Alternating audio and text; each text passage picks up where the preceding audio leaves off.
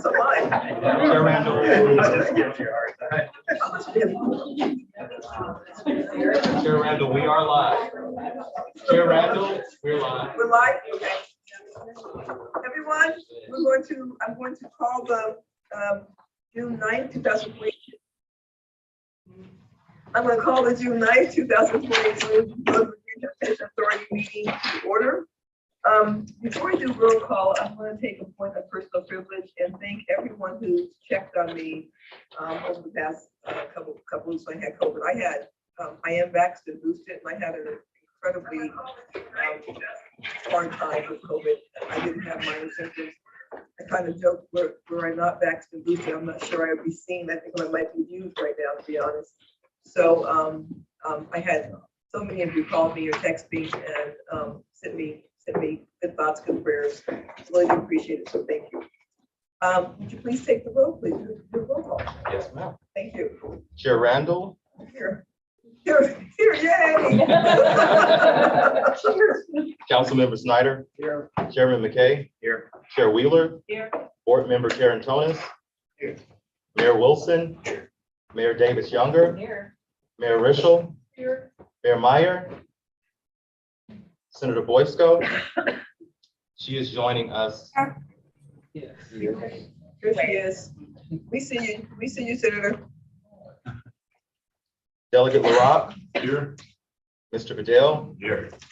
Mrs. Hines. Here. Mr. Cole. Mayor Wood, who is expected to join us via Zoom.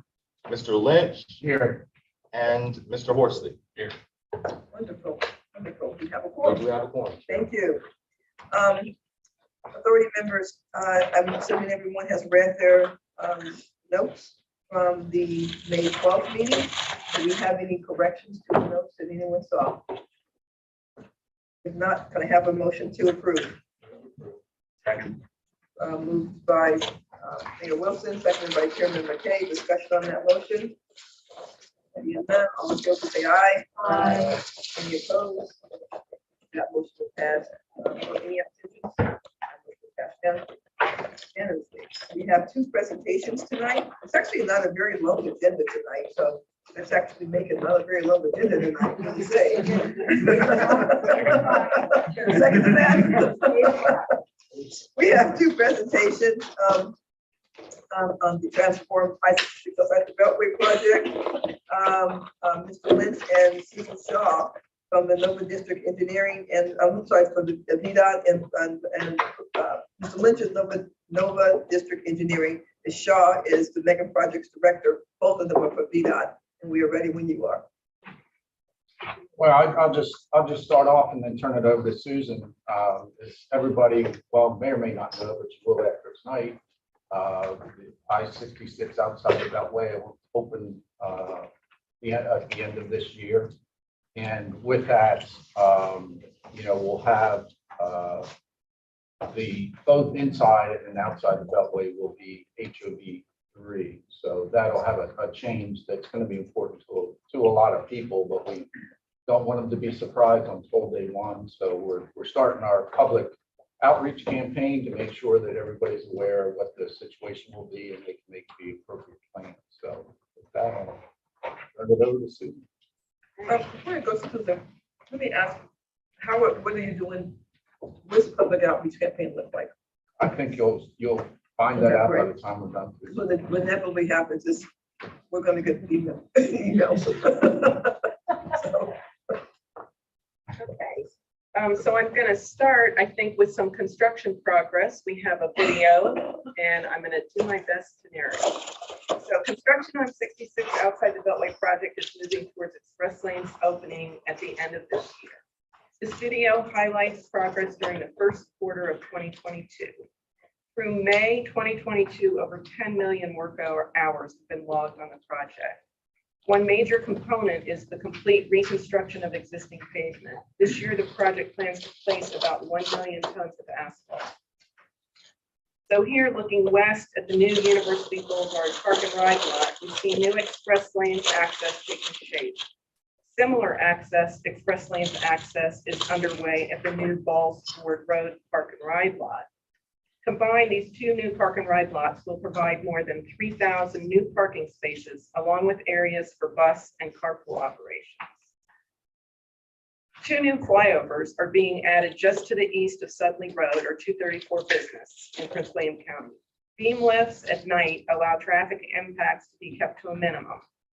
Here you see the eastbound flyover coming together. And since this video, concrete deck pours have been completed. Moving some 8 miles to the east, we see the new bridges over Route 29 in Centerville that have been completed, making room for future widening of Route 29. Now we're at the Route 28 interchange, where a total of 13 new bridges are being built, providing connections to and from the express lanes and improving traffic operations at this major regional transportation hub. We're also providing pedestrian connectivity with the 66 parallel trail to points west and along Route 28. Work at Stringfellow Road to relocate the existing ramps continues. The ramps will be converted to express access and will allow for future rail in the median. Construction at the Route 50 interchange includes new overpasses, ramps, and connections to the express lanes. This nighttime beam lift operation that occurred over several weeks is for a new express lanes ramp that will allow 66 westbound express traffic to connect to westbound Route 50. A total of 21 beam lifts were required to set the straddle bent and curved steel girders into place. I would just note the project as a whole has had or will have over 900 beam lifts by the time we're done. And today there are about 30 to 35 cranes deployed throughout the 66 corridor. As we pan out, you can see new stormwater management basements along with completed new ramps and bridges. And believe it or not, the 66 parallel trail will traverse the interchange using 4 box culverts so that there are no at-grade trail crossings. At the Route 123 interchange, new express lanes ramps that will provide entry and exit points in both directions continue to take shape. And just recently, one of the new Vaden Drive express ramps was opened for westbound bus traffic only to accommodate construction activity. You can see those new ramps there. The new Nutley interchange configuration continues to take shape, and you can begin to see the formation of new pedestrian tunnels along with 2 roundabouts that will be located at each end of Nutley Street as part of the overall interchange. Now we're moving to the east, and this nighttime beam operation included one of the largest straddle bents on the project. Here you see the straddle bent being moved into place while 66 eastbound traffic is shifted onto the old general purpose lanes. The eastbound express on-ramp in Dunloring will allow eastbound general purpose lanes traffic and Nutley Street traffic to enter the 66 express lanes east as they approach the Beltway. And it will also allow drivers to make connections to the 495 express lanes. Once the straddle bent is set, steel beams are then lifted into place. You see the completed beams. At the Gallows Road Bridge, all traffic is shifted to the new bridge and the old bridge has been demolished. And construction on what will become the southbound bridge is underway. And finally, we're here at the I-495 interchange where connections are being made to the 495 express lanes and to the general purpose lanes on the Capitol Beltway, all while keeping traffic and metro trains moving. In all, 11 new bridges are being built within this interchange. Once again, we want to thank the traveling public for bearing with us during construction in this constrained corridor. And as we continue our work, we ask drivers to stay alert and stay safe. So that was a very quick view of 22.5 miles of construction, a lot going on still today, but we are getting to the end with express lanes opening, planned to open in December. Tonight, I wanted to focus on kind of some of the major work that's coming up, but also talk about our public outreach as we move to express lanes opening to make sure that the public is well aware. So some of the major work that's remaining Of course, finishing the express lanes, we've generally moved all the traffic to the outside, and you see that work in the median. That's, getting those express lanes ready. We've been finishing ramps and access points. Go to the next slide, sorry. Installing toll gantries and beginning to test the system. And so we are planning for a December 2022 opening, but we do anticipate that there will be some construction activities continuing through mid-2023. There are some upcoming lane closures in the western end of the quarter for us to do final paving, and basically it's between Gainesville and Centerville. And I do have an update on this slide because our dates have slipped just a couple of weeks. So I'll get that information, make sure you have the current, but we just did a press release today for I-66 East. So we'll be doing that paving work starting Tuesday, the 14th, and it will go through the 20th on the eastbound only, and it's being done in segments.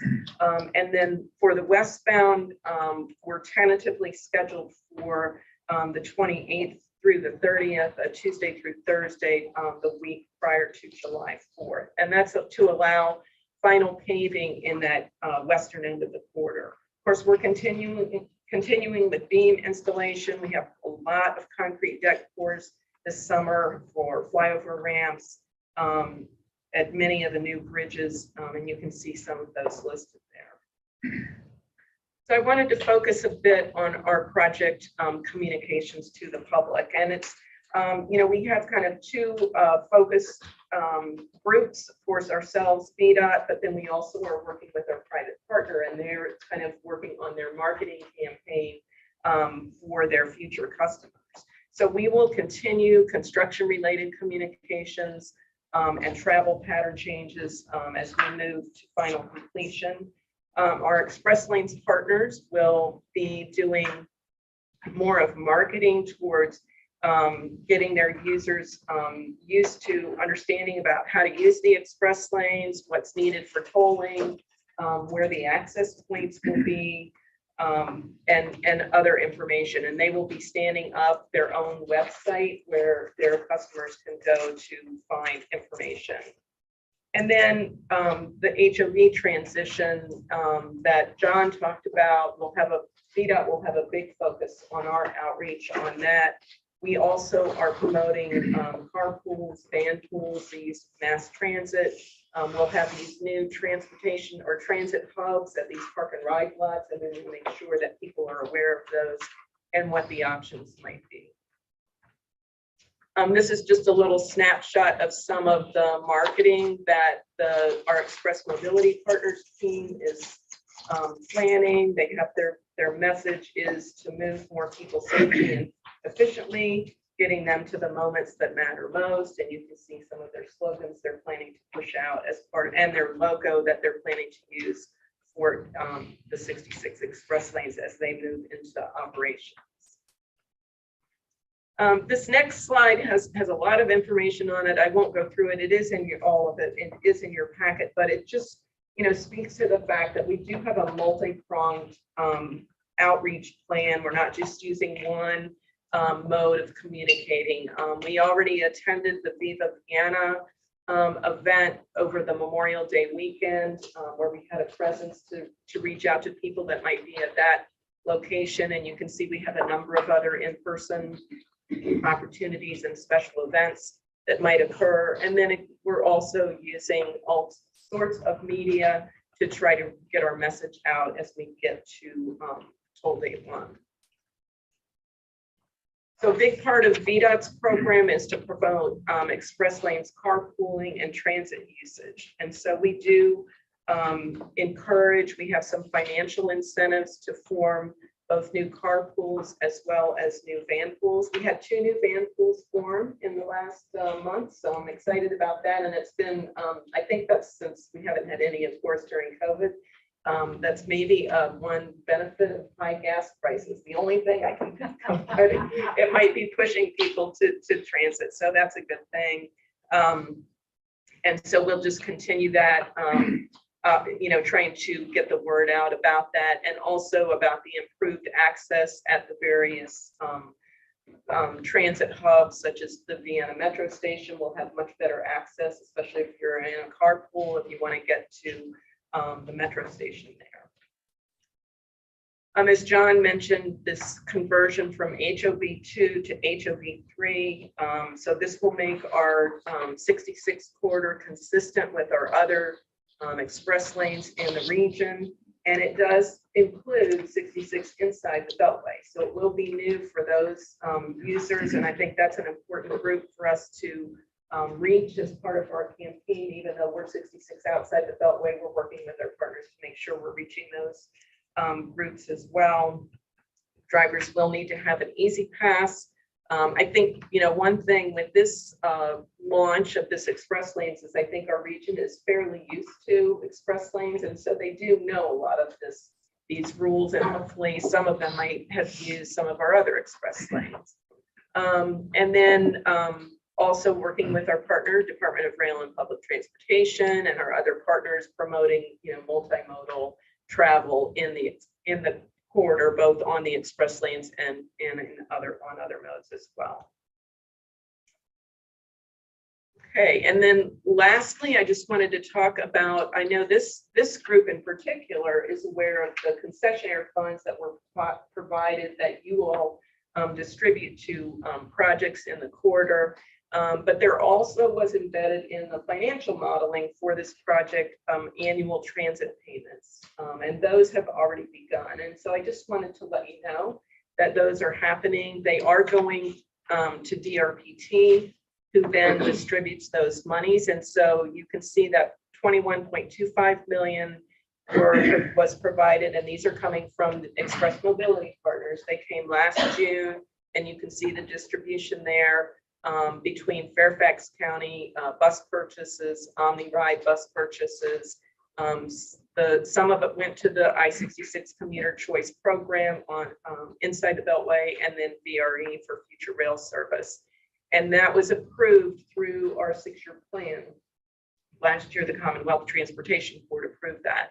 And so coming up here at the end of June, we're anticipating another payment of 21.25 million. So I put that in italics to indicate it has not yet been approved by the CTB, but that is the plan for that, and it would be presented as part of the 6-year plan. And then in 2023, we're anticipating another, you see those 2 payments there during the year again. And those are still, I think, undetermined exactly how they would be distributed. But I think, it just speaks to the fact that this quarter is focused on multimodal travel and maximizing the use of these express lanes for, our transit use via carpool or buses or vehicle. And so with that, I'm going to turn it over to any questions. Thank you so much. Appreciate it. Board members, questions? Okay. Say a comment first. Good to see this at the end now. What we've been through the past couple of years, I first want to thank VDOT partners, folks who are out there working, because it's been a tough construction. I know there have been some challenges along the way, but by and large, very well run. And I think not only the high gas prices has kept traffic down a little bit, but certainly building this through the peak of COVID has helped, I know, stay on schedule and be able to manage the traffic. And so I do want to compliment the folks on that. The only question that I have is in terms of the outreach and marketing.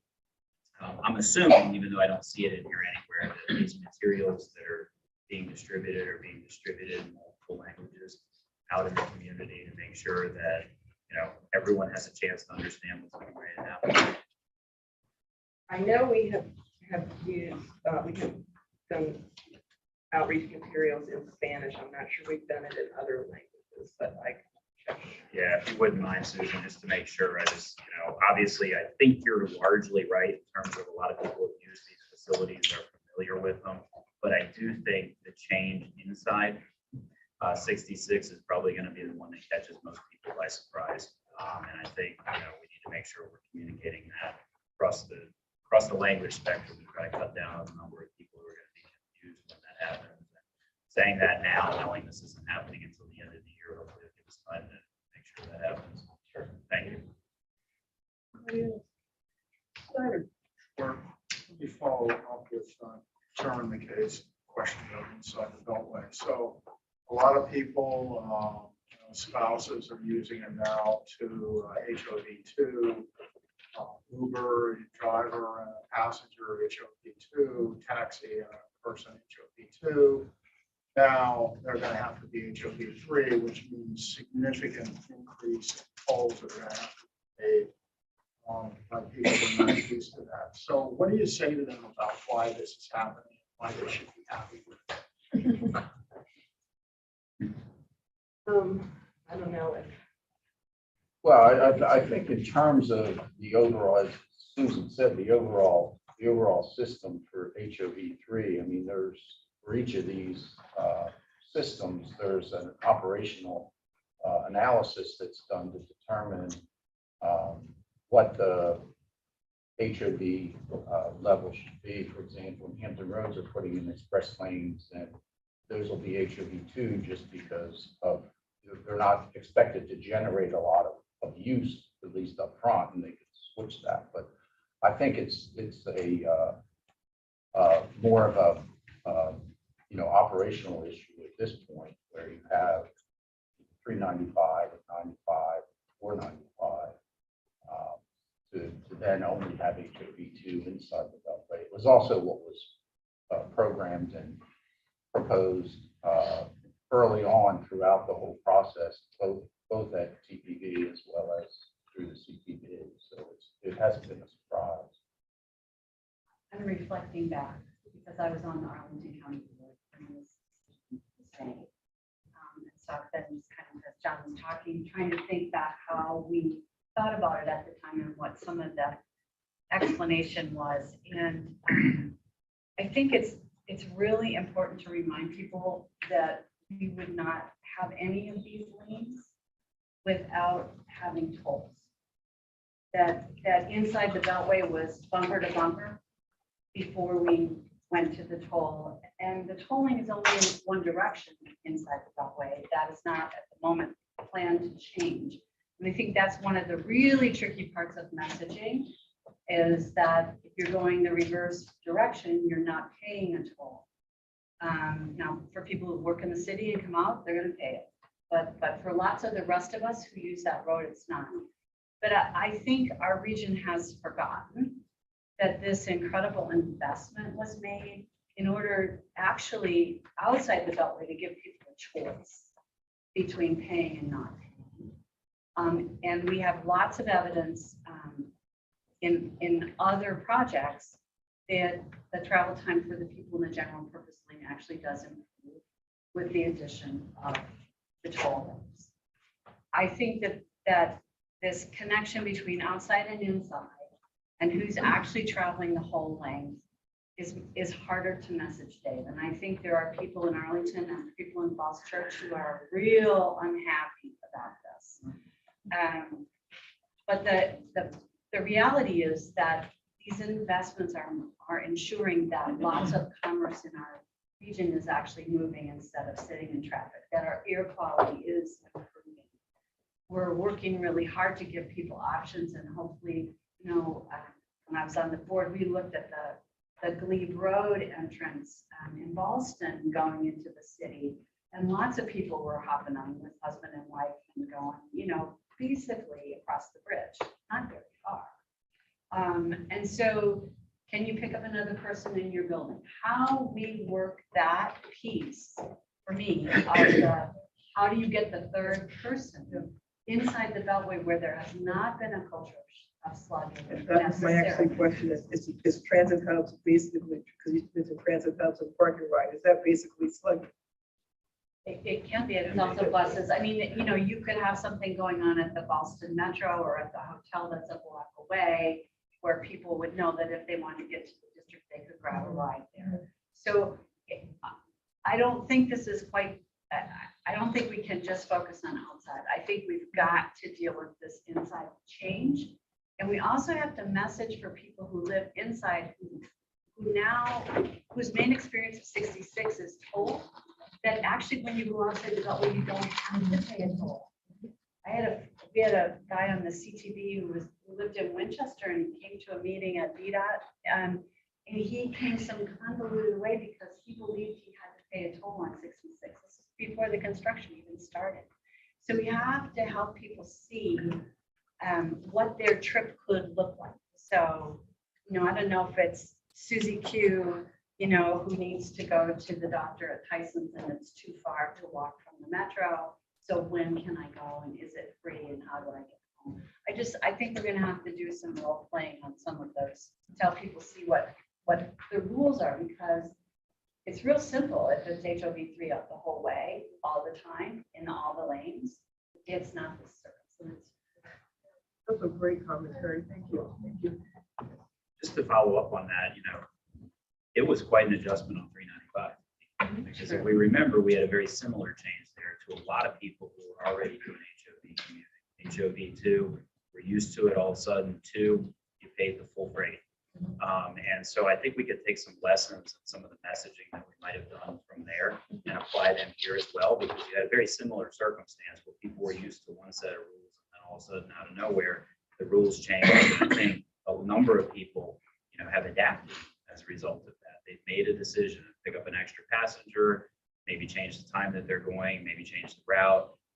But there were a lot of people very concerned who were doing HOV2 who felt like they now were going to get penalized because they were losing an option that they had before by doing the region a favor by picking up an extra passenger and slugging. And so, you know, Phyllis brought up the issue of slugging. I do think that there's going to be a significant slugging activity that happens along 66, very similar to what we've seen along 95 and 395 for a long time. And that slugging operation was built on the fact that if you put one other person in your car, you can use these lanes on 395 that other people can. And that slugging operation now, in a lot of cases, now you add 2 people to using those lanes. And so I do think, you know, one of the things we're going to have to think about as a region moving forward is how we encourage that type of activity happening along the 66 corridor, very similarly to what's happening along 95 corridor. And the last thing I would say, and you know, 395 was really helped by the fact that there's this enormous employer right before you get to the bridge, the Pavement, right? But there are other large employers in the city who know where people are going, and so you have to work that side too. What are those employers telling their employees about the possibility of catching a ride with somebody else? How does that messaging work too? That's a good point. That's a really good point. Yeah. Just 2 points, but I would say that the slugging, especially in Prince William County, grew up organically. And it was very, before the pandemic, right? And it was very strong and people responded to it. And the fact of the matter is with the HOV2, you know, I'm thinking about the husband and wife, well, maybe they'd be going in anyway. And the fact of the matter is we're trying to get cars off the road. Bottom line. I mean, that's, you know, we're trying to make people change their habits and their, you know, and just sort of think obviously about myself and the kid, right? I mean, it doesn't really change it. I just get to take advantage of that. And what we're really trying to do is get more people to carpool. And by going to HOV3, you definitely do that. And in the long run, that's what it's so. Yeah, you know, I would be petrified to do slugging. No way in God's earth I'm doing that. Not doing it. Just not, if I don't know you, I'm not getting the car with you. Not doing it. For a whole host of reasons, I'm not doing that. So it is interesting that it grew up organically. Is there? Can I point out one thing though? They said they would get in the car with just a single other person. Because I asked about this. I would never get. They said, but there are There's 3 2 other people people. there. Okay, Then it completely changes. I asked. that makes more sense. Yeah, that makes more sense. Yeah, yeah. That's a good point. That's not about it. Sure, I was what one attempts today to electric make slightly digital. Like, you know, Yes, that was going to be my next. Yeah, balance. have not succeeded because it works organically better. Issue of do I feel safe? I feel safe. Yeah, Yeah. around with somebody. That's a real problem. But it's interesting, but it happens organically. It just doesn't happen if it's planned. Because a lot of people are calling because the same destination. Yeah, so they know what they're going. Okay, yeah, that that makes sense. And the 3 people, that's a good point. I would. And there is an additional burden on even lower income people who price to. You don't have too many options. They have to use that. So that's, they take some additional risks there. Well, you answered my question, actually. My next question is I mean, if there was an app or something, people would be more likely, but you answered my question. For now, we have, Yeah, that's interesting. it's the employers. It's the employers, and these are people who know, and they share the same employer. So they. I think There's an Ms. additional Hyman, is also a really good point that, for the messaging of how this works is to talk to the employers, especially the large employers, to say that it's coming. Because, I know when the tolls changed on the toll road in 2019, except for coming from some of our offices, there really wasn't a very robust goal to do that. And the amount of, emails that are like, why did you raise my toll emails? And I'm like, listen, Jeff and I didn't raise your tolls. Definitely did not. So that messaging is really important. We do have, work with, we have an employer outreach program around encouraging, of course, well, we used to do this, encourage teleworking. I don't know. Seems to work. Has been doing a great job. Let's figure out another reason for it, though, maybe, okay? Overachieving. All right, well, that was great. But we have those connections, I'm just saying, also use that same thing. So, let me finish, if I might, just. So my 66 outside the Beltway, will all the lanes be tolled or just the express? Just the express. See, that's the difference. Inside the Beltway, there's no option. So the dynamics and the emotions are going to be very different. So, and I'm not going to commit to supporting that change, but I think for the purposes of VDOT success, you really have to pay attention to that issue. Thanks. Okay, great conversation. Thank you. And thank you, Mr. Lynn. Thank you, Ms. Shaw. Appreciate it.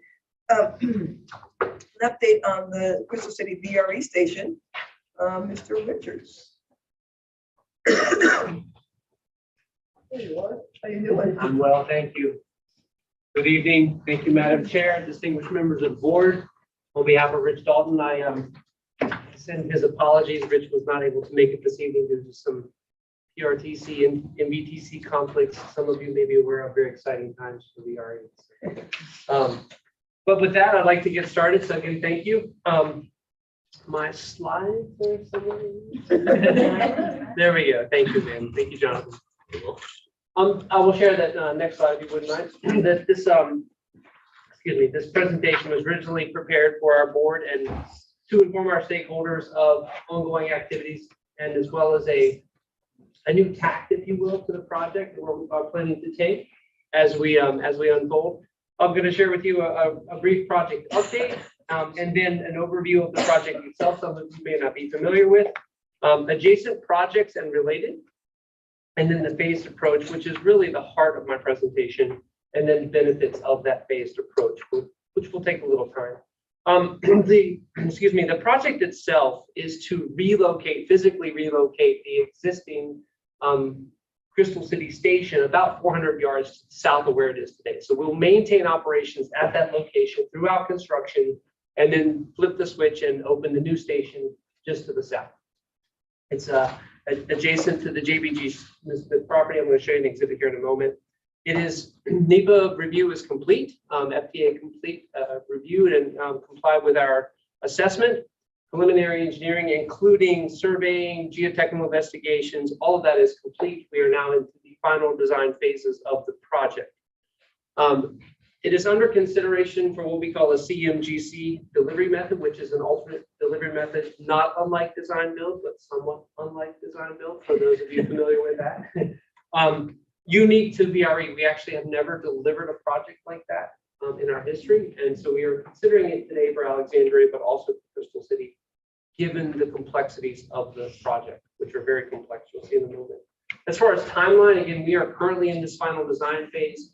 We anticipate construction next year, looking at August of next year from the bidding process, permitting process, which we know can take a little time. We're working through those things now. Next slide. Thank you, John. I refer to this as the hub and spoke, if you will, and I think you'll see the VRE portion of this. I like to use my favorite color, the Girl Scout minty green on the platform there, one of my favorites. That is what I'm considering phase one. You'll see in a moment, but where the yellow intersects, that is a stair and elevator tower, and is very much the hub of this proverbial spoke and wheel kind of system, whereby we have multiple projects surrounding us. Right, there is the CSX Transportation and VPRA, Virginia Passenger Rail Authority, their project to construct a fourth track between what is known as AF, Alexander Interlocking, to RO, which is the Roslyn Interlocking. Between those two interlockings, constructing a fourth track. That is also a very complicated project. We have two stations in that footprint, which will need to be constructed during their construction because of their construction. So that is one complication. To the south of us, Amtrak, you can see here, has proposed a high-level platform, different than our low-level platform, to serve as basically an extension of what is the Northeast Corridor just to the south of Crystal City. To the west of us is JBG Smith. They've asked for a connector over to what I call their Sallyport building. It's a small building between the two larger buildings. They're looking at changing that up for connection to Crystal Drive. And then finally, the CC to DCA pedestrian access between Crystal City and Reagan National Airport. That project is currently in it's on its alternatives analysis phase with NEPA. So if you would please, I'll come back to a similar slide in just a moment. Just to give you an idea of those adjacent projects and spell out these complications, right? VPRA, CSX, they are funded by VPRA as part of the Transforming Rail in Virginia, TVRA project. Some of you may be familiar with purchase of the corridor, a large segment of the corridor, we will say, between Richmond and DC and beyond. They're currently designing construction by CSX, and it is very quickly moving. Once agreements were signed, the ink was dried and they were moving. We just got 30% plans last May 25th, May 26th, something like that, literally within a matter of months from inking that agreement. So they're moving very quickly. Construction for that is anticipated in 2023 as well. BRE's Crystal, and I'm kind of going in chronological order here, if you will. BRE's Crystal City Station. We are coordinating very closely with the fourth track design and construction because our footprint is so dependent on the geometry of the track. We have to be precisely 8 inches above top of rail. We have to be precisely 5 foot 1 inch from the center line of track. So we have to be adjacent to the track in a very precise manner. So we're coordinating closely with that. And we are funded by, partially at least, significantly by MBTA, I would say, for our project. And that's of note for subsequent projects. Next slide, Jonathan, thank you. The CC to DCA project is the connection between these two facilities, basically a safe way to get over the tracks, over the GW Parkway, over to the airport. Many of you may have seen this project. I want to be clear, nothing we're doing precludes or prejudices any outcome of the alternatives analysis. It's very important to us to not do that. In fact, the reason for our phased approach is to be very deliberate to not do that. We don't want to go and build something that they would then have to reconstruct or modify or otherwise change to be able to get their structure to the airport. Very clearly, like bridge width, bridge height. What if it's not a bridge? What if it's a tunnel? We've looked at all these things and we're working very closely with them. They too are funded partially by NVTA.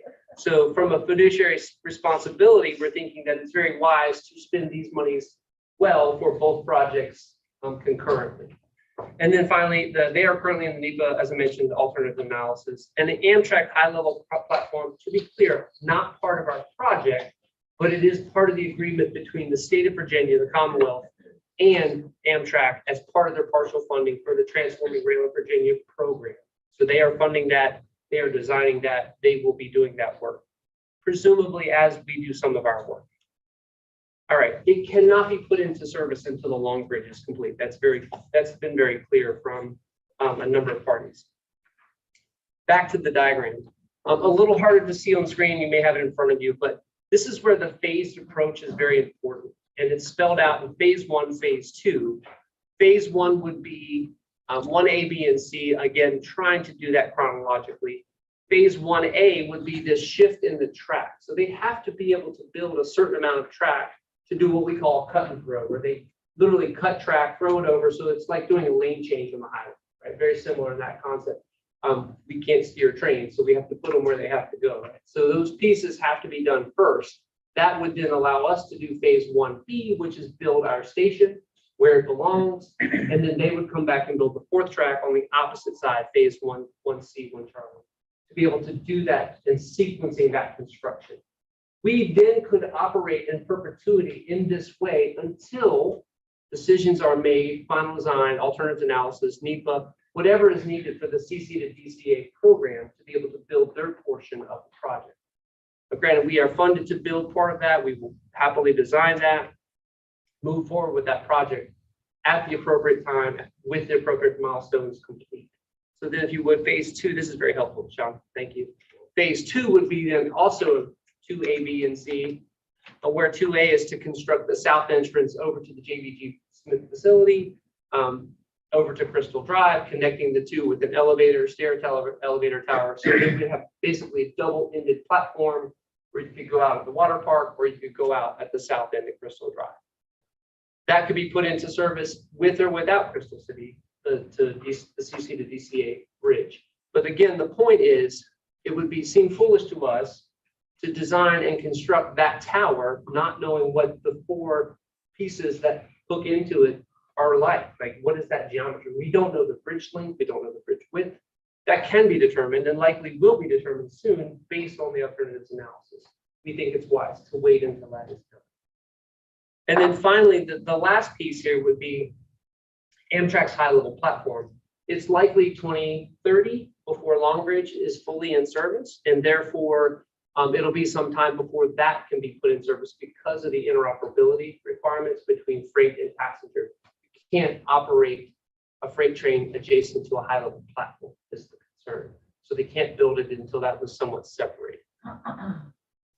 And finally, so then I'd like to offer a few benefits of this phased approach that we're looking at. The constructability from a safety of operations, and safety is paramount on the railroad. We're looking to do this as safely as we can. This approach would allow us to construct the station, most of the portions of the station at least, outside of active track, away from moving trains, right? That is very important. Just like lane closures on the highway, we can't, joggle those lanes like you can on the highway. You can't put up Jersey barriers to keep them out, right? That's not what we can do. So we have to be very deliberate in this approach. This approach allows us to do just that. Next, it allows delivery of station coordinated with the 4-track, as I mentioned earlier. Very complicated from a horizontal, vertical piece of it. We have been coordinating with them very closely for that construction. Permits open design for the CC to DCA, again, not precluding any outcomes. But if we went and built something and we designed it, say, for a 12-foot wide bridge per our standard, they might want an 18-foot wide bridge. And if any of you have seen some of the renderings and concepts that have been put out there, you know that it's not a 12-foot wide bridge. It has, we'll say, some architectural embellishments, right, that are very nice. I like them, but we don't know physically what they might be right now, or if that's the preferred alternative. And then finally, it enhances the continuity and appearance of the adjacent structure. In other words, it'd be for us to go build ours and then them come back and if we were to do it differently, it might be, they can do what they need. I analogous to like a bad addition on a nice house, or a nice addition on a bad house, right? You kind of think of how these things need to really go together architecturally, right? They need to fit together, and allowing the time it takes to develop that will let that happen, encourage that to happen. And that's it. Thank you. Thank you, Mom. Wonderful. Thank you. Mr. Richards. Yes. So this is very helpful. It's really hard to imagine all these bits and pieces, but let me just ask 1 or 2 questions. Sure. So the phase 2A, which is the elevator and the tower at the south entrance,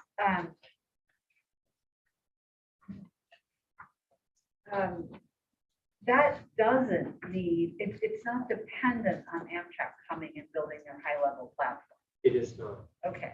So it seems to me that you ought to call that high-level platform phase 3? We could, Because in fact, it's controlled by Amtrak and funded by Amtrak, right? it is.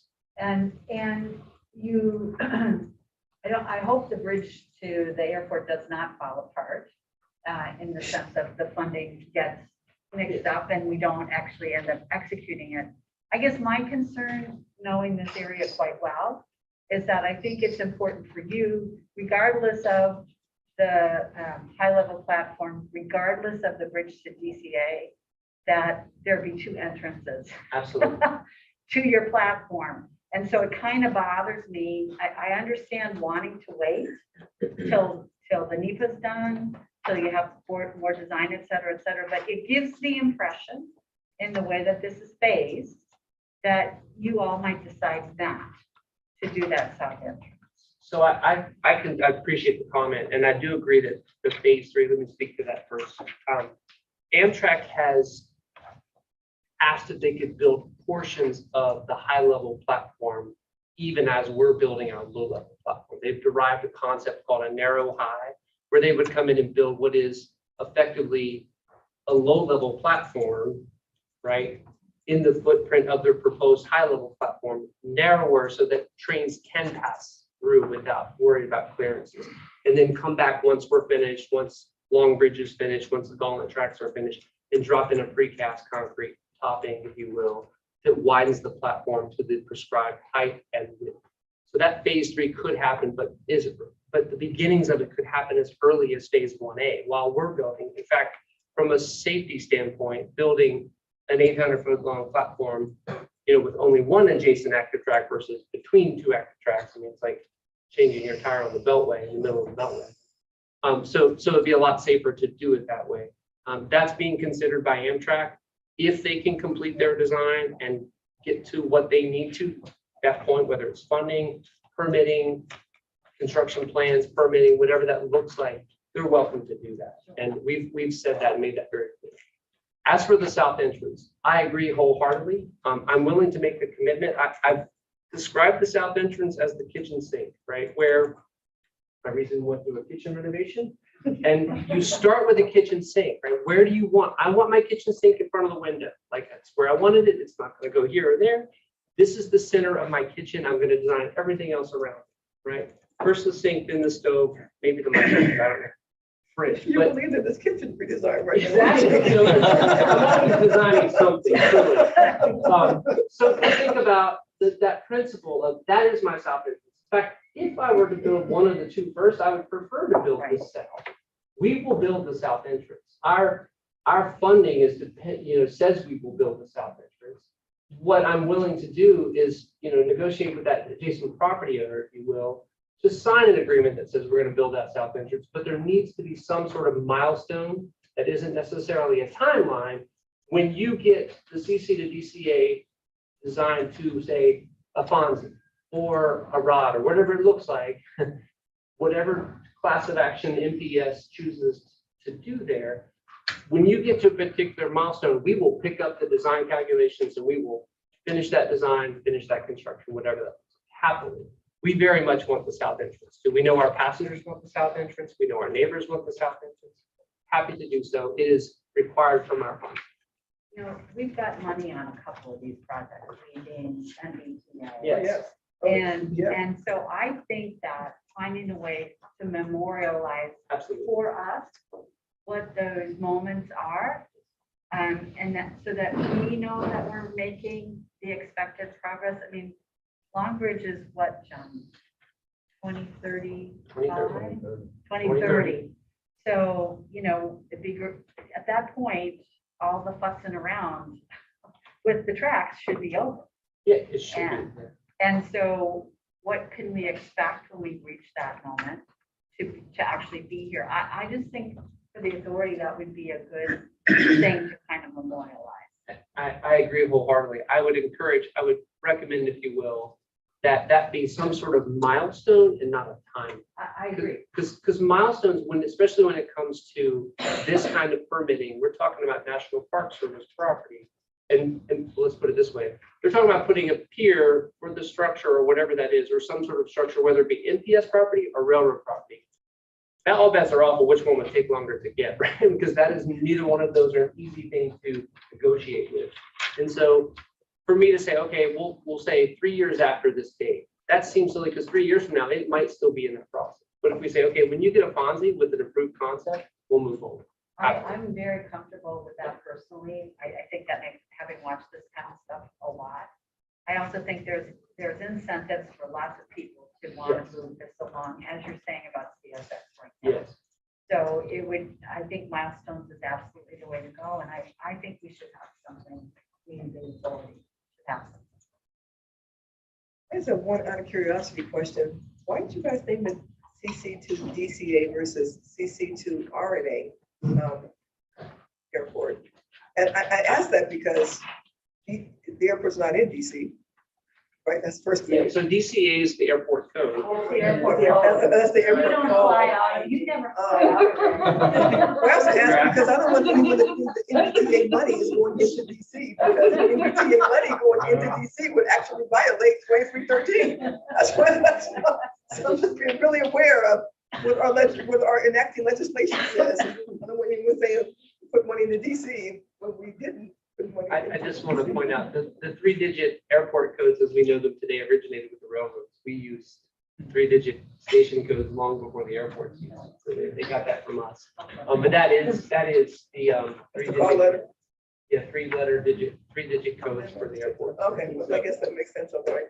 RNA. We didn't name it that. It's a VDOT project, as I understand. Arlington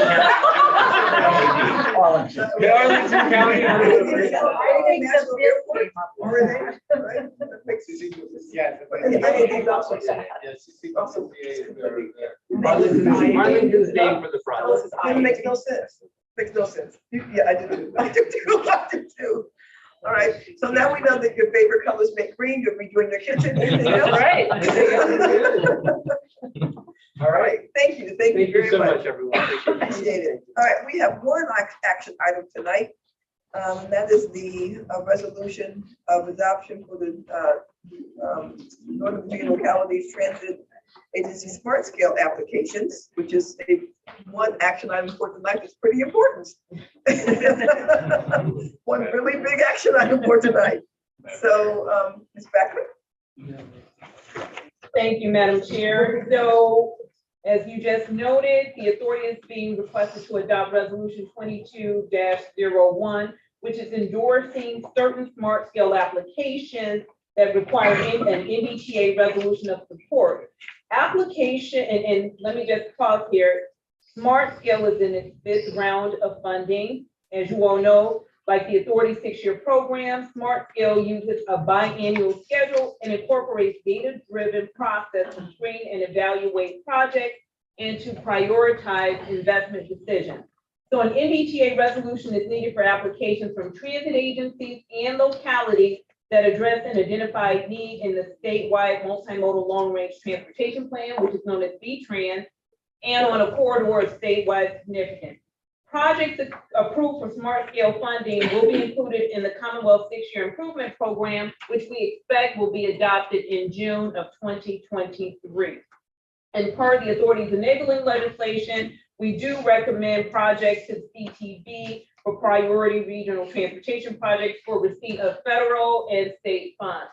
In the attachment, you will see a list of what we know to be all of the projects that NOVA is submitting for smart scale funds, but the 19 projects bolded out, highlighted in yellow, are the ones that meet the requirement that require MBTA endorsement. But for transparency purposes, we wanted to include all of the projects. Some of these projects are actually being vetted for 6-year program funding consideration, and some of the projects already have authority funding on them. Madam Chair, I am open to any questions. Wonderful, wonderful. Mr. Wilson. Madam Chair, I move authority endorsement of the transit agency smart scale project application for resolution 2201 for funding in the Commonwealth Virginia smart scale priority. Second. Wow. Motion been made and moved. I'm not gonna give this to Prince William County. Yeah, thank you. My God, Prince William got everything, and you're not gonna get the second as well. Well, then we'll get that to Jeff. Call that yellow. Motion's made Okay, second by Mr. McKay. Duly noted. Discussion of the motion. Any discussion? You'd think that the past chair of MBTA was from Prince William County, wouldn't you? Gracious. Yes, discussion of the motion. No, Madam Chair, I was going to say, I'm going to abstain. All of this ends up coming to the CBD. Okay. Yeah, makes sense. Makes sense. Anybody else? I have no discussion except to say that when you look at this list, you realize as normal how hard our staff works on these items, how much it takes to put it together. And you know, this is, there's not a, MBTA is not a huge staff, but you certainly, you lift like 50 people, you really do. So very good work and thank you. All right, no discussion. All in favor, say aye. Aye. Opposed? And abstentions. We have one abstention. Please note that Ms. Hines has opted to abstain. So thank you. All right, if you turn the page, we're going to go to the 6-year public comment report, which ended, when did that end, Monica? May 22nd at 11:59 p.m. Yep. Are you sure?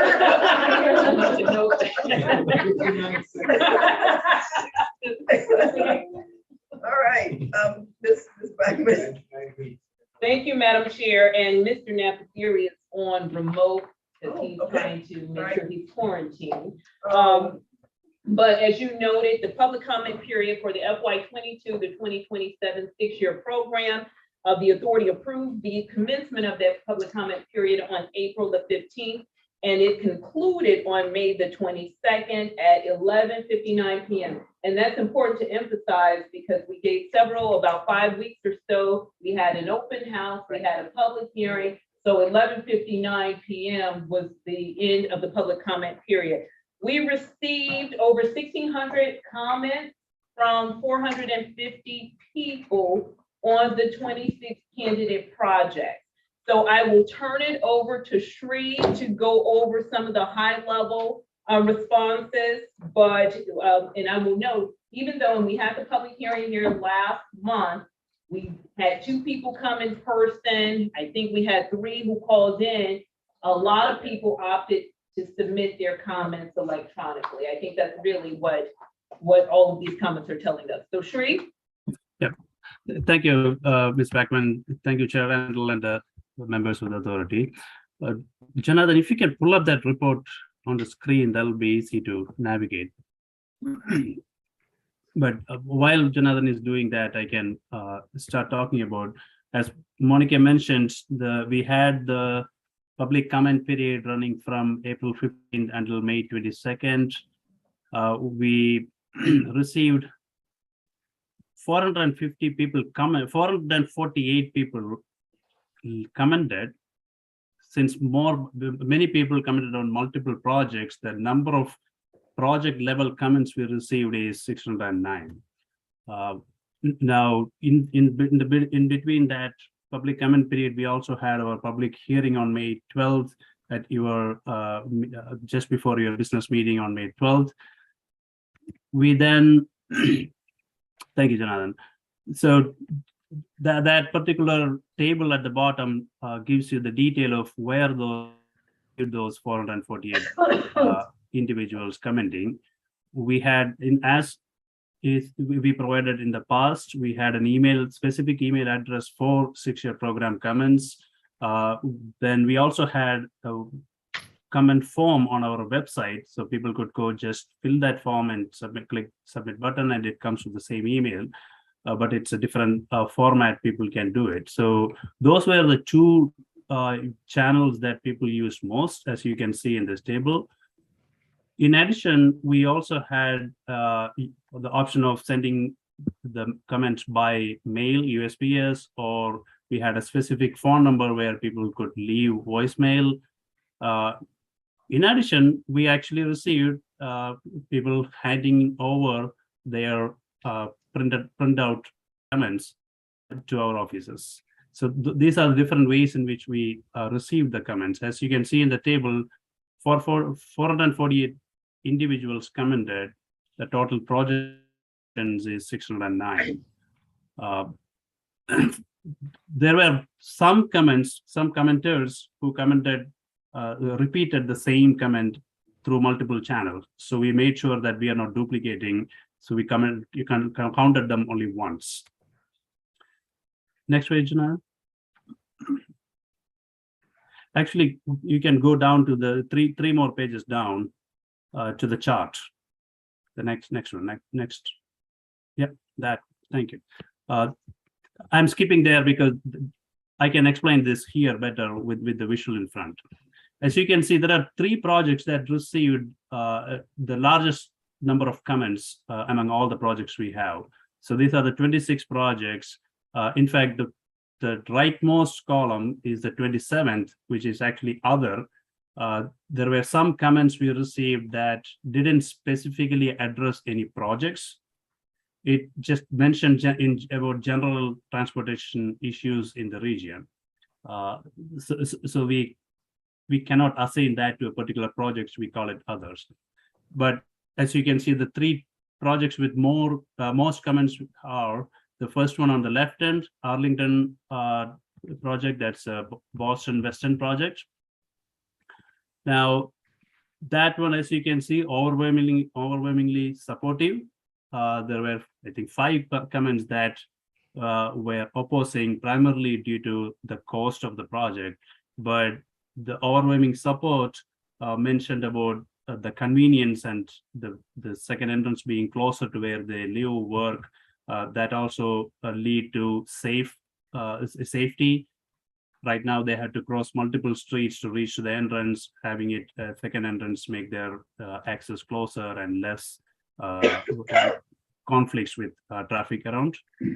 It also some people also mentioned about current congestion at the entrance, the only one entrance that we have now. That's a generally what we heard about that particular project. Now going towards the right, you'll see the fifth bar from the right end. That's CFC 008. That's a Falls Church project, North Washington Street multimodal improvements. That's next to the East Falls Church metro station. And again, you can see overwhelming support for people to have safely walk to the station, walk around in that general down to the general city area. Those were all there. The people mentioned about why this should be supported. They also mentioned about this, and we need an alternative for driving in that general area. Now you see there is one other project in the middle that is 3rd highest in among the chart heights. That is Prince William County's Van Buren Road North Extension project. As you can see, there is a longer red bar than the blue bar. Blue bar is supportive and red is opposing. About 2-to-1 ratio, people are opposing that project. Some of you might remember that in the last round also we had the same application and similar responses. There are 2 communities. One community that is going to be near the proposed alignment opposes the project, fearing that this will create more traffic in their neighborhoods. It will increase safety issues. It probably is going to create more environmental issues like pollution, noise, destruction of the wildlife habitat, things like that. Whereas another community that is further west to the alignment support this project because they think that this road was planned for a long time and this will reduce the cut-through traffic in that community that will improve their safety. As you can see, there is a lot more opposition support, but still there is a good amount of support too. Now, then you can see a number of projects that are near that level of 100 comments supporting or opposing this project, mostly supporting. These are Richmond Highway BRT, Soapstone Drive Extension, Frontier Drive Extension, 7 Corners Ring Road, the battery electric bus purchase for Fairfax Connector, Western Transitway, there is a South Van Dorn Street bridge improvement as part of this application. Then there is a bike ped trail construction at Holmes Run in Alexandria. And the last one that you see a reasonable amount of support is Hendon Parkway improvements at Worldgate Drive extension. There's no Worldgate Drive extension now, but that is a proposed project. Town wants to improve that tie-in location with better bike, pedestrian, and transit services there. These projects in general, you can see, received a lot of support. Jonathan, can you go to the next page, please? Thank you. We received about 85 comments, 85 people commented on a general, on a template format. So this, I'm just picking up some of the major the comments we received, or the large number of comments, what kind of characteristics they have. So there is this particular template format that were sent by several people. I think close to 85 people sent the same comment, which generally supports transit access kind of projects, and a few road projects that are connecting street grids and things like that. A little bit down, John.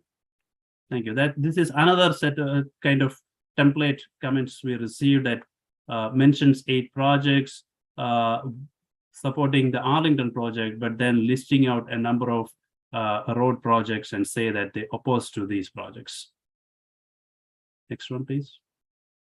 Thank you. The top one here, this is again not a lot, but 25 or so people use the same format to support the Falls Church multimodal projects. This particular map kind of shows where these comments are, all the supportive comments are coming from. You can see it's generally spread around the region. I think there were 2 comments that came from Washington, DC. One comment was from Florida, and one other comment we couldn't really, there was no zip code, or the address was not traceable, so we couldn't figure out where that comment came from. But in general, comments are from Northern Virginia, and you can see the distribution here.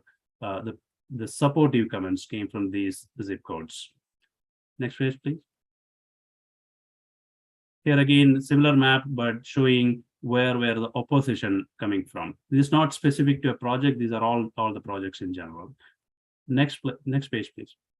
This one shows, now I'm showing the first, the top 3 projects where we saw a lot of comments received. This is the Boston Western Runs project, where you can see, as you would expect, the zip codes nearby that project location, those people support it a lot. Though it's not just from there, many other areas also people support it, but you can see the intensity is much higher as you get closer to the project location. Next one. This is again similar pattern for the Falls Church project. City of Falls Church residents support it highly. Next one, please. This is a Van Buren project showing both support and opposition. It's coming from more or less general area, the same general area, but 2 different communities have 2 different views. Thank you, Jonathan. That's all I have about where we are with the public comments we received. If you have any questions, I'll be happy to take that.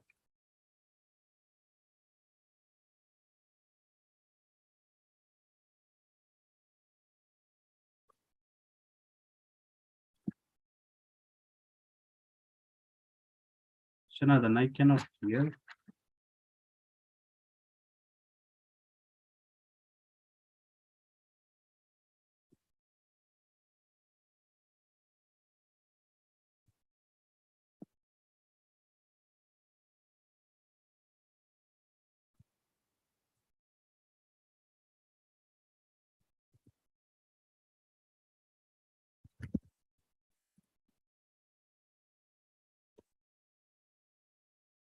We have a PowerPoint presentation which explains the staff recommendations, but the final recommendation to the authority which we will ask you to adopt this program next month, comes from the planning and program.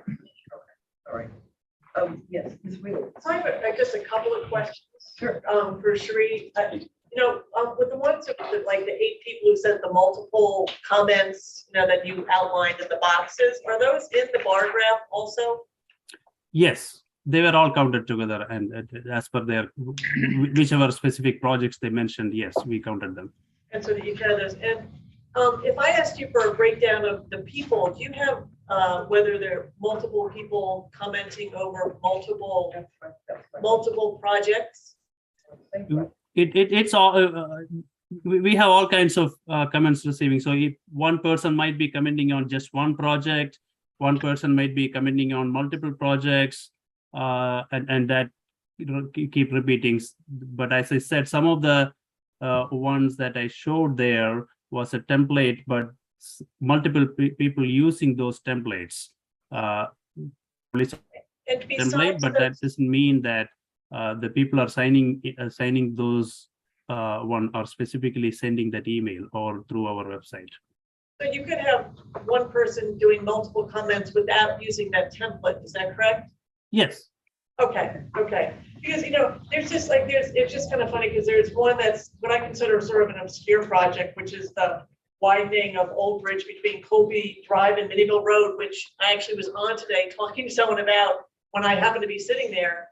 And it's hard for me to believe that like 31 people are opposed to this obscure widening that's like 20 feet long, right? Well, okay, maybe it's 100 feet long, right? And so I'm trying to understand, where these comments come from. And I will say every 2 years, Prince William County does a statistically significant, we go out and survey people who live there, right? It's statistically significant. So we make sure we get across the county and things like that. And the single thing that is always at the top is traffic and fixing the roads. So I just want to throw that out there when we do a significant, like a statistically significant sample. Prince William County in general wants to fix some of the congestion on their roads. So I'll just leave it at that. Chair Randall, if I may. Yes. So, Chair, that is correct, Chair Wheeler. We received a number of comments.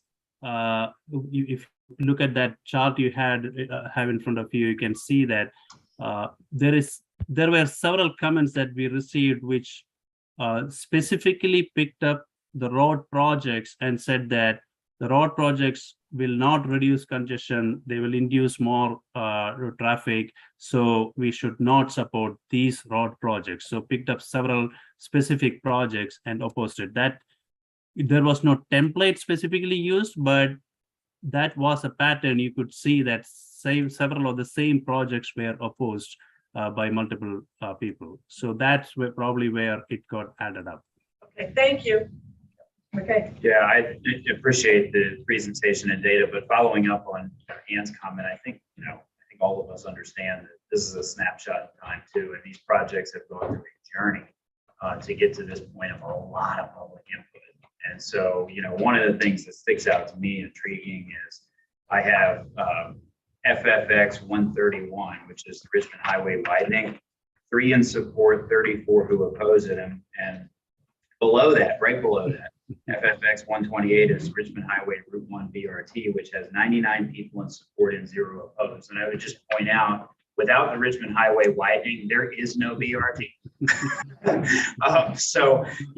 I realize those are 2 separate projects, but probably pretty easy to misconstrue just looking at this where the public is. Unless we're going to reduce Richmond Highway Route 1 to 1 lane in each direction, there is no BRT without the widening project.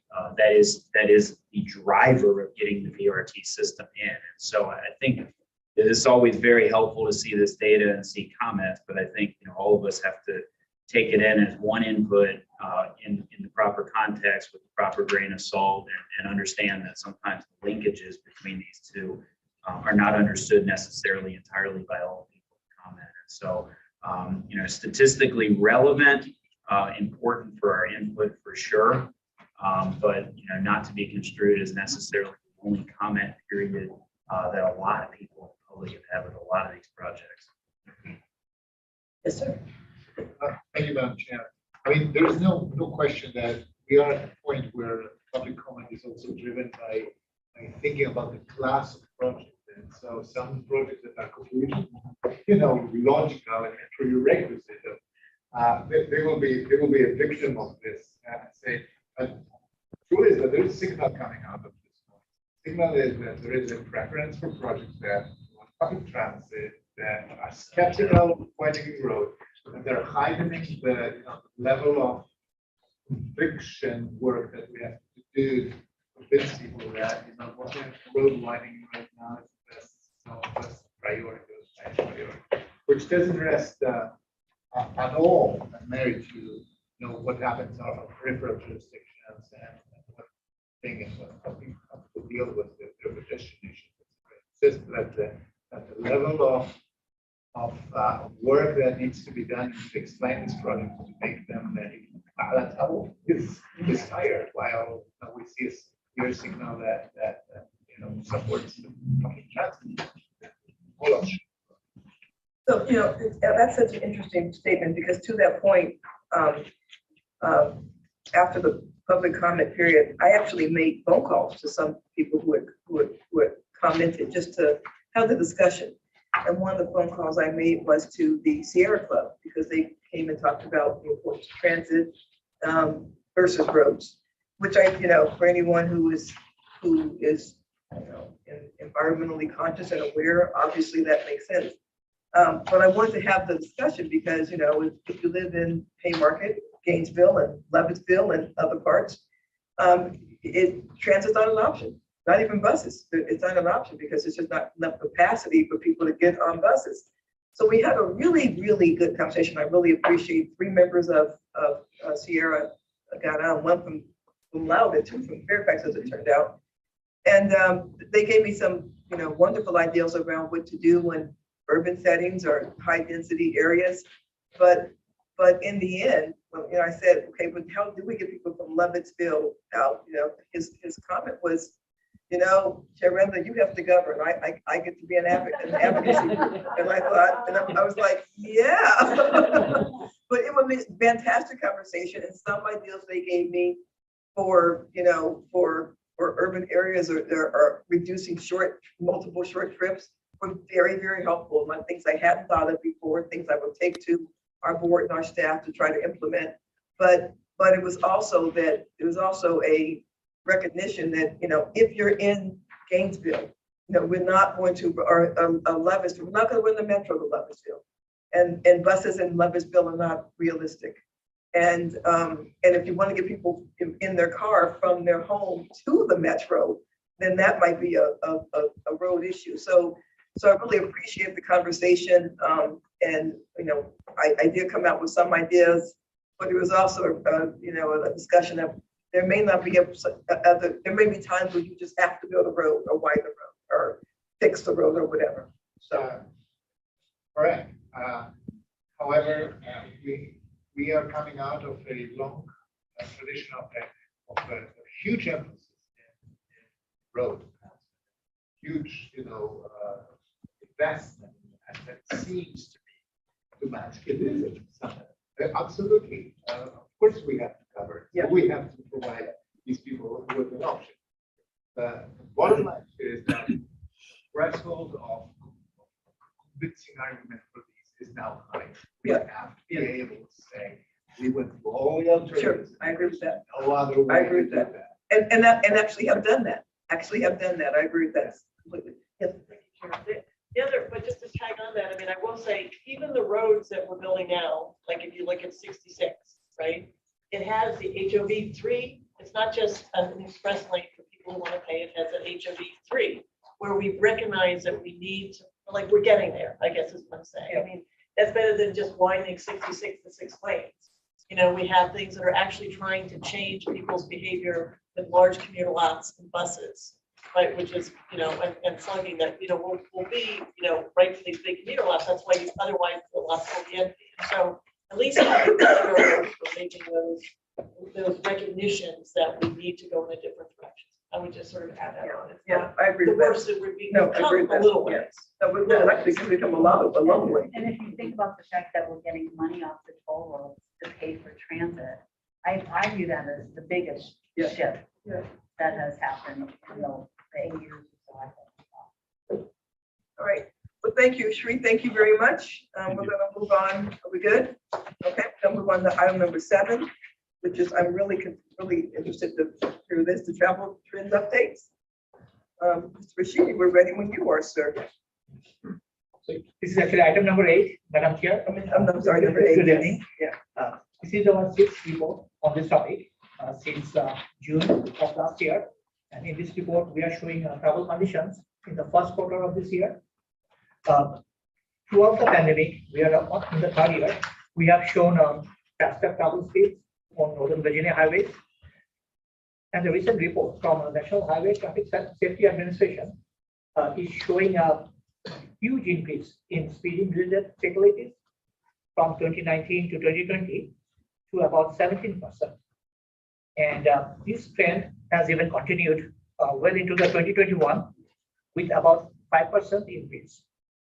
So these are nationwide data, and we are checking with VDOT's highway safety section to see if we can get comparable metrics in Northern Virginia. If you look at the second page, on the highway travel side, we have actually noticed in the first quarter a renewed decline in highway travel. The volumes are still 10% down, and the speeds are about 9% faster than pre-pandemic condition. And we are thinking, as a professional planner, there might be a correlation at the same time with increasing gasoline price trend. As you can see in the chart, the first quarter is a steep upward growth. This is from Federal Energy Information Administration, and they are reporting the last data point on June 8th, $4.81 per gallon average for the entire East Coast for all grades. We all know the trend is still continuing. In this area, I think we have seen more than $5 per gallon, and this may have a correlation to the highway travel and maybe onto the transit travel, which is the next section. On this same period, all transit systems in Northern Virginia are showing upward trend. If you can see the chart on the transit, the orange line is showing mostly the local bus systems with the largest amount of increase in this area, in this quarter. Within this orange group, which is the bus services, Alexandria's gas system was within 95% of pre-pandemic in March. Other local bus services are faring better as well, all of them showing 60% or more within pre-COVID conditions. Metro Rail was within 37%, and BRE was within 23% of pre-COVID. So that's all the numbers that we have done for this quarter, first quarter, and we will keep on monitoring the gas prices trend and how it impacts the transit and the highway travel. All for me, Madam Chair. Thank you. Thank you very much. Question? Mr. Snyder. Thank you very much, Madam Chair. I'm wondering if the next report we could dig more into some of the highway safety issues. Regrettably, I think fatalities and serious injuries are climbing along with the speeds. And it's distracted driving, even increased failure to wear seatbelts. I mean, I think this is a collective challenge that maybe MBTA maybe have an opportunity to do a little bit more about. So if we could have more of a report on that, I would appreciate it. Madam Chair. Vice Chair, yes, we've been looking at this trend. In fact, not on this report, but among the fatalities, the pedestrian-related crashes were actually up by 13%. 13%? 13 between 2020 and 2021. So that trend is more than the total fatalities. So we've been tracking these numbers, and we'll see if we can get comparable metrics from And do we know the reasons? Speed is cited as number one reason at this NHTSA, National Highway Traffic Safety Administration report. But there are some other causes. PLT, less PLT, more speed is number one factor, second factor. I guess, but why all of a sudden would there be I mean, 30% is huge. That's a pretty huge increase. Why the second would there be more speed? Well, during the pandemic, we have seen a increase in bike and ped activities. So maybe these are the two conflicting facts. So increase in bike and ped activities at the same time, faster travel speed on the roadway. Maybe that is, these two factors are contributing to this increase. I think it's the word marijuana. Madam That's when you Secretary. start sport with that. just- Okay. Just to follow up on that, I mean, when we talk about higher travel speeds on Northern Virginia highways, quote unquote, you're talking about interstates only, or are you talking about other roads? Other, all major and principal arterials. Yeah, because frankly, I'd love to see it broken out between interstate versus our other arterials, secondaries, other things. I mean, I'm very concerned, obviously. I think everybody knows about the horrific incident that happened in Fairfax this week. And, frankly, I'm more worried about what's happening in some of our neighborhood serving streets, secondary streets, where, by the way, that what you just said, the increased bicycle and pedestrian traffic is mostly occurring. And occurring out of nowhere in some areas where there wasn't a lot of activity, but even in areas where there's always been a lot of activity, like around schools.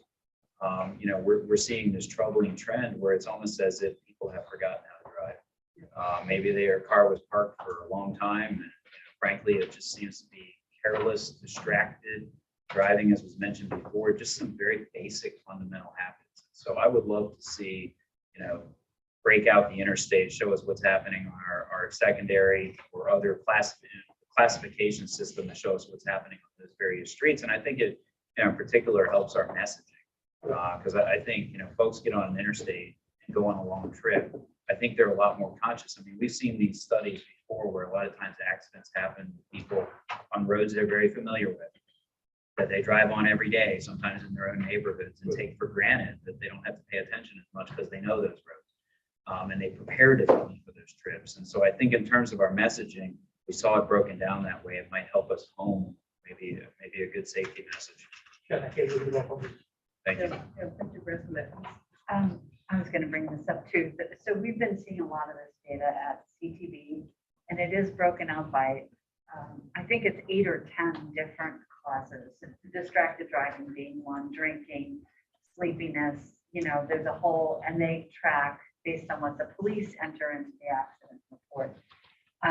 I also know that OIP, the Office of Intermodal Planning and Investment, has been working on looking at safety on road segments, Jeff, to the point that you raised.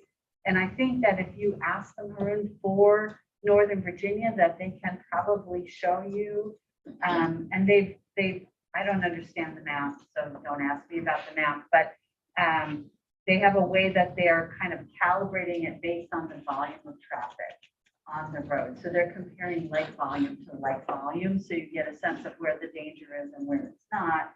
You may be aware that the CTV took the highway safety money and did a whole bunch of systemic improvements, those yellow things behind the stoplights, more curb signs, putting the rumble strips in the middle of roads and on the edges to stop people from leaving the road and crossing the road. So that's where our money's been going the last couple of years, but we're getting ready to start thinking about the next round of things. So I think this is timely, and I suspect somebody from down there might even be willing to come up and talk to you about what the database they have. We have to send targets for serious injuries, fatalities, and bike and ped every year. Yeah, and so we're in that process right now. I think we vote, maybe it's in July. I can't remember if it's June or July, but anyway, there's been a lot of work done, and I think there's a lot more data available. We just need to ask the right people downstate. Thank you for asking for that, Mr. Simon. That 13% is just an incredibly large increase in 2 years. I really would like to know the causes, because speed's always been there, and these things have always been there, but obviously that's a very large increase. So we need to know why. So thanks for that question. Chair Reynolds, the last thing let me just offer is that before in Northam's last General Assembly session, not the one we just had, but the one before, the administration went in with a series of safety acts. One of them was speed cameras on the interstate. Another one was make it a primary offense not to wear your seatbelt. not having a seatbelt is a big contributor of deaths. Talking on your phone via Yes, offense. And what we got were work zone cameras and school cameras. That's all we got out of that. But there was a whole suite of legislative acts. And so if we care about this a lot, maybe that's an area we might want to look at in our next For the legislative. agenda. Yeah, I agree. Like I said, my question would be, what's different? Because, there's always construction in Northern Virginia. That's just always, that's not new. And there's always, what's the delta that changed things? What changed? What changed? But it changed across the country. Yeah. Deaths and fatalities went up all across the country during the pandemic. People just spent. Yeah, maybe. All right, thank you. Thank you, Madam Chair. All right, Ms. Maynard, I can do the governor's personnel committee report kind of with the chair's comments all at once, since it's all the same thing, but Ms. Maynard, I'll let you start and then I'll go. Sure, Madam Chair, members, just really quick in your packet is the highlights from a transportation perspective. We're in the conference budget is adopted by the House and Senate that reached the governor today. And so he has up to 7 days to review and then submit his own recommendations on the budget. So they would be due midnight a week from today. And then the General Assembly will come back and consider those and vote on them. So there's a bit of angst to figure out what he might change and what he might do. I think, there are a few things in the transportation side I think are going to be okay. I will say the cities are getting a bump up for maintenance. That will remain. Plus, there's the study and assessment that VDOT's being asked to do. We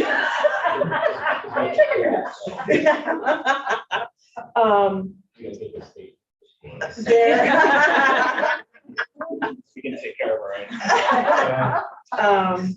Cities are the first line. Cities. There's a lot of organization around going after the IIJA money from all agencies. There's a chunk of $500,000 to really help staff that. Right now, we have our Deputy Secretary of Transportation, Jen DC, is sort of heading that, and she really doesn't have a lot of formal support. So I think that will be very helpful because, again, the Commonwealth, along with all of y'all, are going to be pursuing, particularly those discretionary money, really hard, and the state wants to be able to coordinate and help everyone go after that. Sort of the biggest, a little bit of a surprise for a major project outside of Northern Virginia is what's called the I-64 Gap project. There's a piece of I-64 between Hampton Roads District and Richmond District that really nobody kind of owns, but has not been expanded. So they're dedicating a big old chunk of surplus general fund money towards that project. I'm going to report, because the governor has been very open about this, that he is still interested in the gas tax holiday. And so we expect there will be a formal recommendation to pursue that in his budget amendments. And so we'll see exactly how that's structured, but it sounds like it's gas tax holiday for the gas tax itself, and probably something around the CPI. As you know, the CPI is the index is looked at every year and adjusted for us. That would be July 1 of this year. So with the price of gas, he's concerned about that. And so we expect that he'll propose something to do with the CPI. We're just not sure what, whether it's capping it, not doing reduction. We're just not sure at this point. If there's a gas tax holiday, do the providers of petroleum have to pass that on to the consumers? If they are watched carefully and you have statutes in your state that allow them to be forced to do that, yes, but there's a lot of grayness around that in different states. So in Virginia, what does that look like? We do have an anti-gouging law in Virginia. And there's been some thought that that could be brought to bear so that a reduction in the gas tax or taking the gas tax away, that it would have to be passed on at the pump, but it would have to be enforced. That's very close, okay. All right, thank you. And I am not a lawyer, so that's as much, I am right up to the edge of not knowing what I'm talking about. That's why we like you. Yeah, question. Just a technical question. Virginia, when a gas station buys fuel, they pay the tax. So they We- lock in, right? We are taxed at the, no, well, okay, at the district, at the rack, yes. Not at the pump, at the rack. So Okay, it's before it gets to the. so even if the tax holiday happens, it would take a whole while until this, not all becomes very. Well, it's sort of really interesting. Yeah, I mean, and because states will do it differently. In some states, you'll see the bump down pretty quickly. In other states, it's been slower than it has bumped up. So, I mean, to be perfectly honest, it's really confusing. And you see a little bit of everything. So I'm just going to say that also. And the problem with the lag is that it makes surveillance and enforcement even more difficult. It's not the easiest thing to track. I mean, that's fair to say. Yeah, and European nations that have suspended their gas taxes that are significantly higher than ours. It took about a month to even notice. So. Marylanders will appreciate it. Sure. So stay tuned. We'll let you know as soon as we hear anything about what happens. And I will give the second part of this, and this book can also substitute for my chair's comments. Yesterday, Ms. Baynard, Ms. Backman, and I went down to Richmond and met with the Secretary of Transportation, Trey Miller. Fantastic meeting. It was absolutely fantastic meeting. We briefed him fully on what we do with MBTA and why and how, and Monica did a fantastic job giving him a history of the legislation that established MBTA 2008 to 2013, and then of course we have the 2018. I was very impressed that he asked lots of questions. Sometimes people in those offices don't want to admit that they don't know things, but he asked a lot of questions, seemed very, very involved. Some very pointed questions about what's happening with WMATA and why. I gotta tell you, a lot of his feelings on WMATA and my feelings on WMATA are very much the same. So I appreciate whenever anyone agrees with me. It's fantastic. But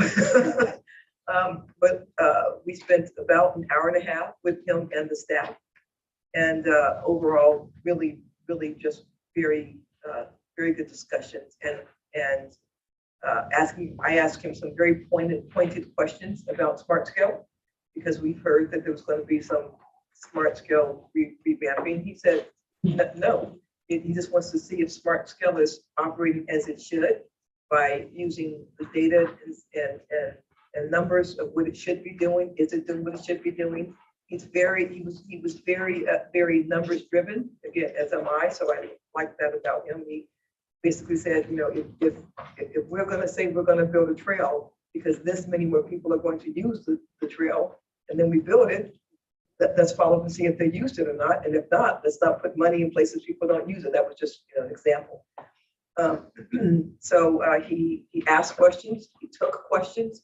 Really, I thought fantastic back and forth. I was actually very impressed with the level of engagement in the conversation. Would you all have another? Yeah, that's good. Yeah. Ask questions. I think we will probably have more of those with them. When the last things he said was like, let's keep talking. Let's keep talking. So I appreciated that. We talked about partnerships and how we can help each other, if you will, regarding the implementation of projects, and how a lot of these initiatives, not only on projects, but given values, core values and strategies and goals, how can we go about getting everyone in the region, and he said some parts of the Commonwealth, on the same page that would lead to implementation.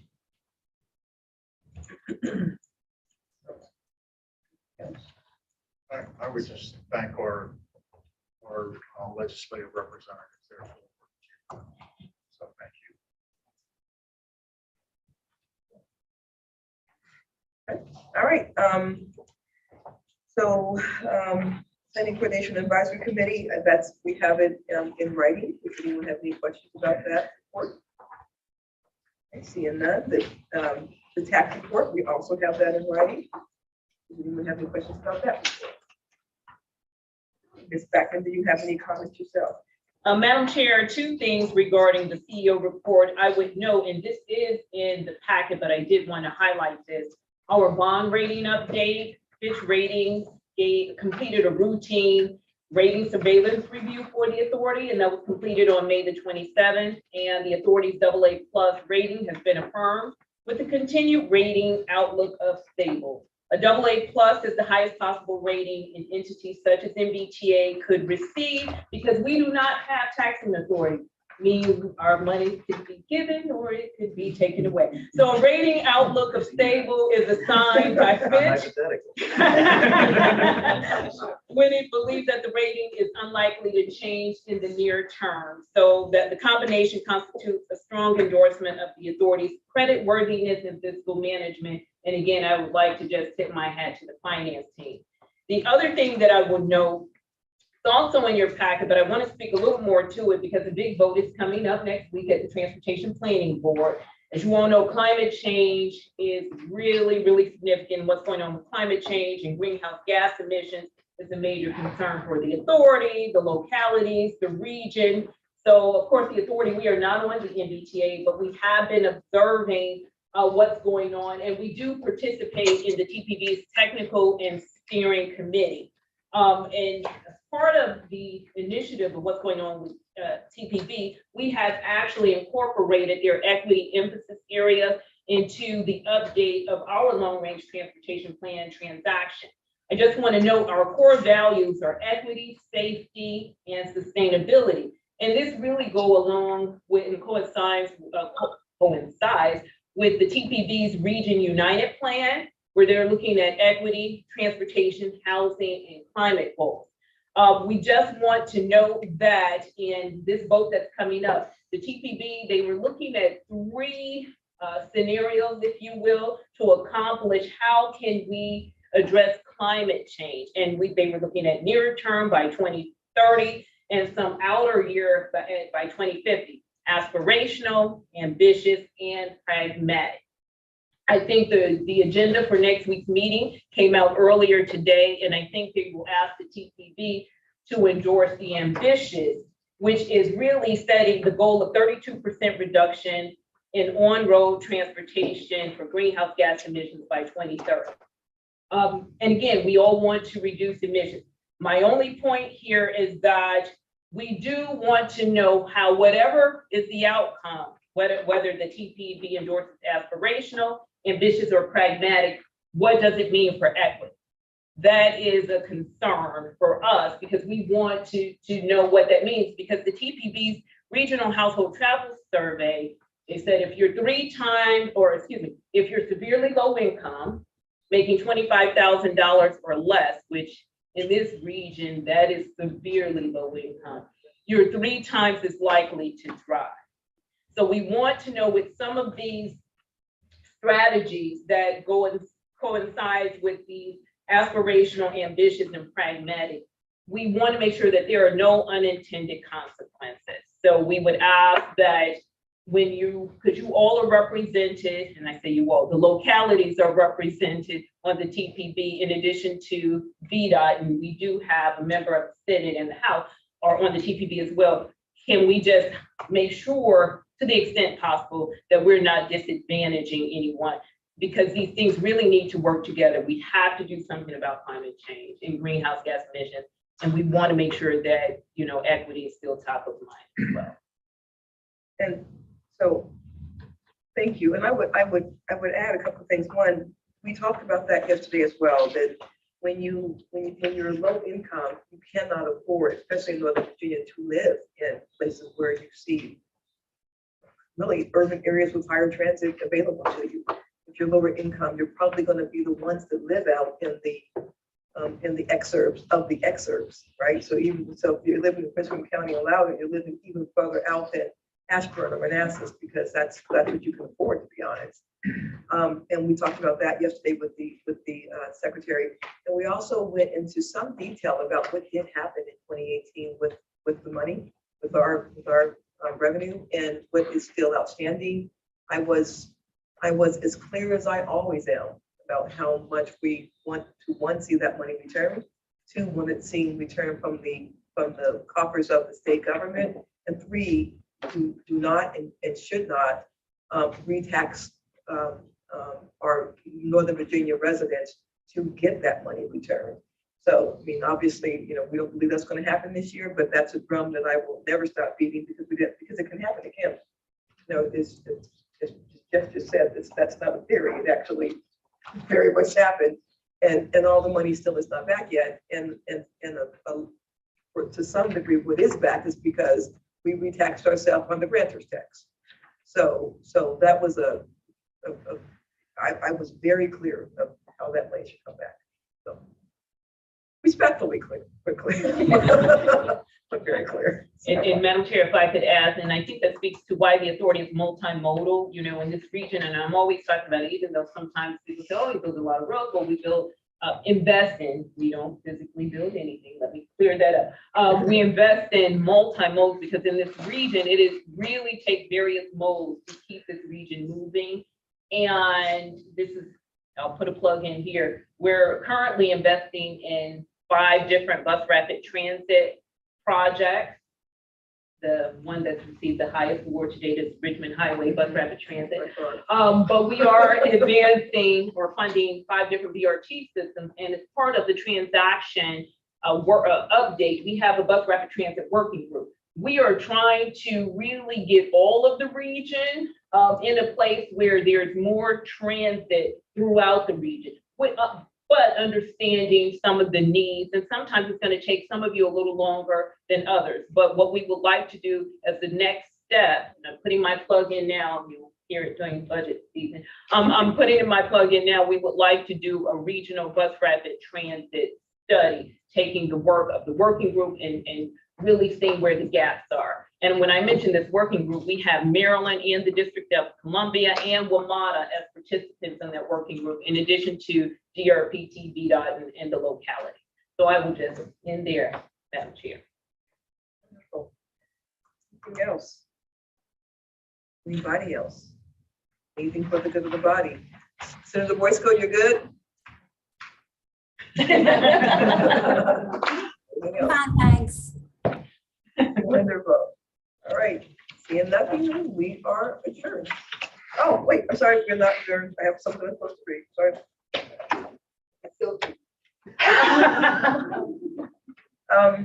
Mr. Long, you've been sending an email for Ms. Backman's self-evaluation of her annual review goals.